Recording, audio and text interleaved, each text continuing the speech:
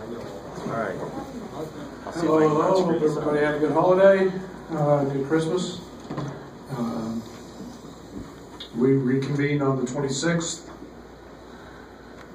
that evening, and it's been a productive couple of days, a few days of practice, and get ready for a very, very good 8-4 FAU team that is nice ball club. They're good.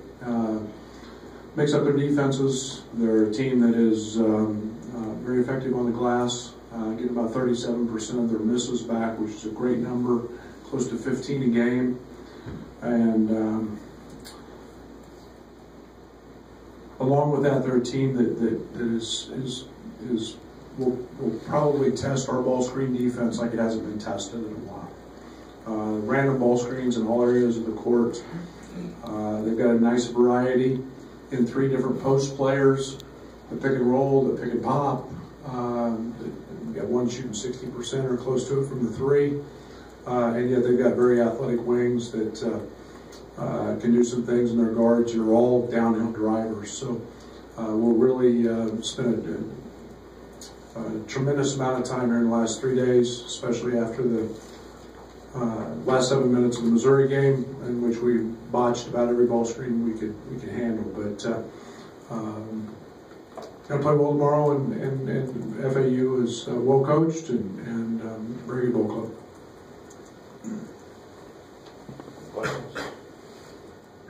Thank you. Great day of being here. Brad, you mentioned the ball screens, and what kind of focus have you guys had on that, especially kind of given how Missouri went? Well, we've been really good at them until the last 7 minutes. And, in the last 7 minutes of the Missouri game were our lack of discipline. We did some very, very random things. We tried for steals, we gambled, we trapped on the baseline, things that we had not done the first 33 minutes. So it was just more of about cleaning it up, being solid. Just nobody doing anything spectacular. We don't need heroes. And we had 7 consecutive plays where we made the wrong play that we hadn't made the entire night, and Missouri made us pay.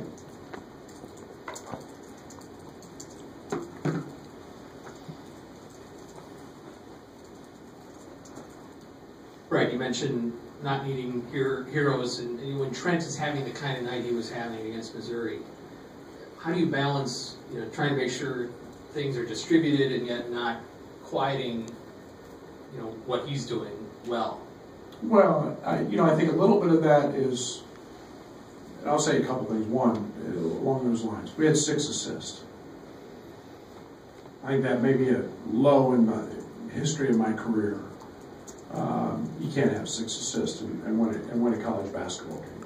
And yet, on the other side of that, you give me the 6 threes that Kipper missed and have him reshoot those, and he'll probably make 6 in a row. We got some good looks. Kipper got some good looks. I think the one thing that we didn't do enough in that game was feed Georgie. And Georgie was 4 or 5 from the 2-point area, and we didn't get him enough looks. So I think there's a balance there.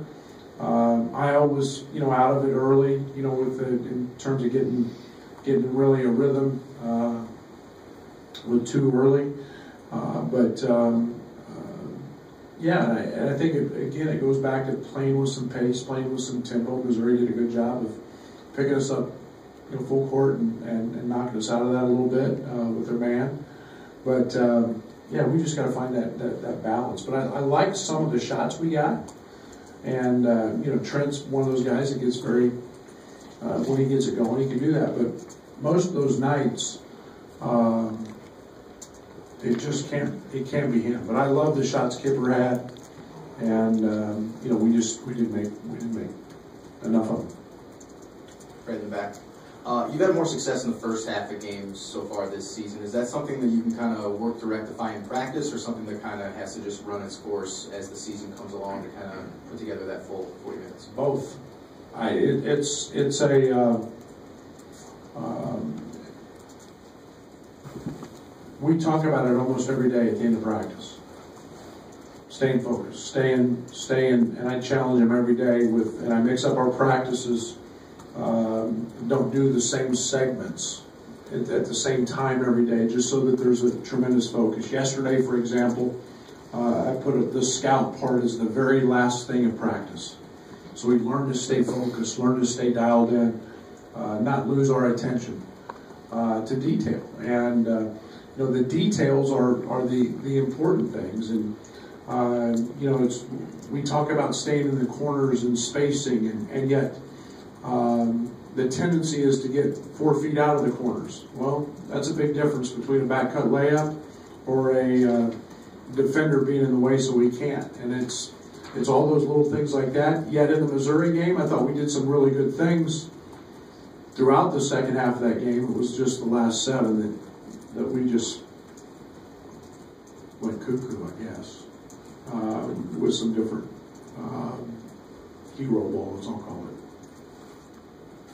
I mean, how would you maybe evaluate the first third-ish of the season, maybe in terms of growth you've seen, maybe you had, maybe growth you wanted to see and haven't?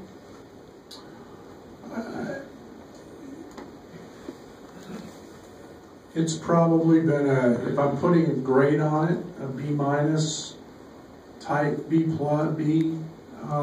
We're better, and we're doing a lot of things better. We're much better on the defensive end than we were early. There's no doubt about that. I like the way we've played at times offensively, more early than late. I thought our pace and tempo early was very, very good. So it's kind of a mixed bag. I think there's still been some inconsistency with, obviously not having Tev, not having the consistent backup to Georgie. We've still kind of reached there a little bit, but I've seen tremendous progress in Solomon. I'm excited about what he can bring. So I think there's been a little bit of a grab bag there, Scott, in terms of. But we're a better basketball team. There's no doubt, and I think every player on our team is better. How would you characterize or assess Io, especially over this last few ball games? I know you didn't play one of them, but is he going through ups and downs that are typical of a freshman? Was the last game just a blip? Yeah, I mean, the last game's a blip. I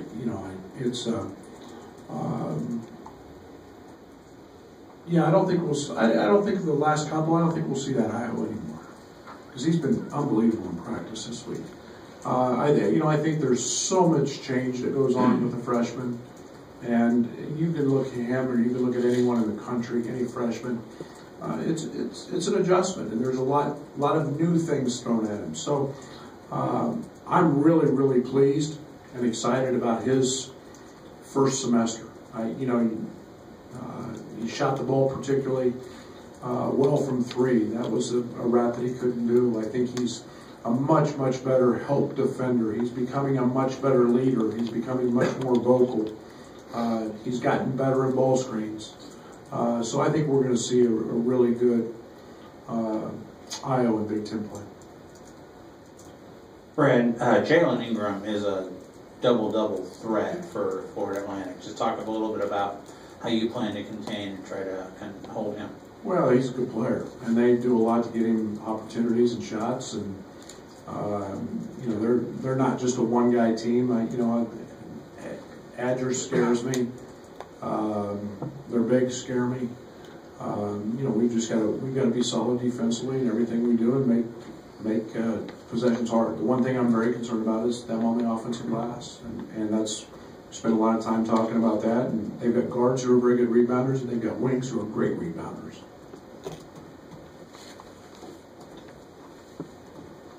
You mentioned Tevye. Has any update on his status ahead of tomorrow's game? He will not be in tomorrow's game.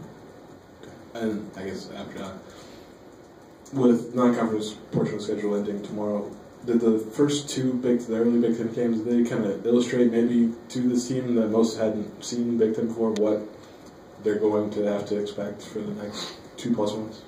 Well, I think they've got at least in the Nebraska game, they got a very good dose of what being on the road was like, and that we had to learn from that. That was, we played at Notre Dame, but it was a different crowd there than we saw in Lincoln, and Nebraska's a pretty hostile, great home court, great fans, and they punched us in the mouth early, and it was a fight to try to get back into it. So I think we understand that a little better than maybe we did prior to that game. But we talked a lot about how hard it is to win on the road, how disciplined you have to be, and how tough you have to be, and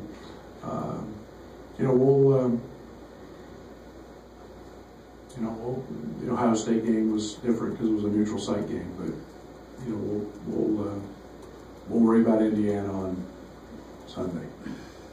Some of these defensive lapses and the lack of discipline, is that a communication thing? Is it an experience thing? Where do you kind of find that? Both. It's a lot. They go hand in hand, and I think it's one of the things that we're talking about a lot. We've spent a great deal of time in the last 3 days talking about how do you win. You do your job. Your job. You don't have to be exceptional. It's 5 guys doing their job, and you get one guy who struggles or is lost or whatever. That becomes the strength of your team. We talk about the chain. You're only as strong as your weakest link. And when one guy doesn't talk, you can go to any level. Any great team is talks and communicates, and sometimes it's very difficult to get guys to do that. But that's the next step for us, is being that disciplined and that tough, so we can execute when we have to.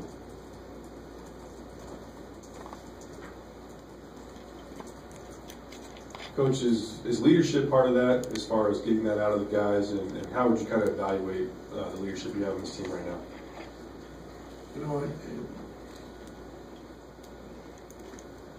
Most days I really like it. Most days. And yet I think there's a piece we're still looking for. I think that AJ's been great. I think we're seeing a different Kipper who's kind of stepping into some of that. I think Trent's been very, very good into that.